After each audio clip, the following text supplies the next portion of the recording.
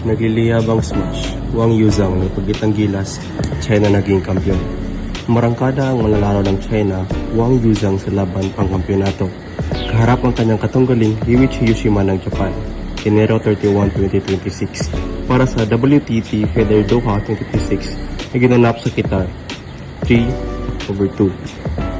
Umaapoy na laban ang ipinamungkahi ng koponan ni isa ay magpatalo. Liig sa liig ang labanan. Mga pinamalas na opensa ang bumubutas sa bawat depensang ginagawa. Ngayon pa man, iisa ang magwagi. Ang mas mahusay sa dalawa, si Wang Yuzhang ng China. Sakitin noon, kampiyon ngayon. Isang malapitin sa kapansanan ang siyang nagbigay dahilan upang pursugihin ni Wang ang table tennis bilang solusyon sa kanyang mahinang katawan. Bagamat ganyan, di ito naging hadlang sa atleta upang sumungkit ng sunod-sunod na panalo mula junior high na simpleng laro hanggang umabot sa international. At ngayon, ang malapitin sa sakit na bata ay isang kampiyon na siyang magdadala sa kanyang bansa.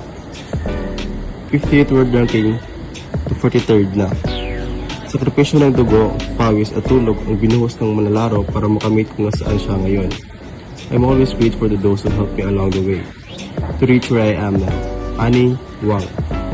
Ang dating 58th world ranking ay umangat sa 43rd matapos itong makahakot ang ranking points sa WTT Feather at bilang din ang pagiging kampiyon. Susunod na yugto. Matapos maghari ni Wang sa kampiyonato, may mga sabi-sabi na ang manlalaro ay sabak muli paparating na labanan. Haiku, China, ang bansa kung saan naganapin ang International Table Tennis Federation, Asian Table Tennis Union at ang susunod na entablado ni Wang.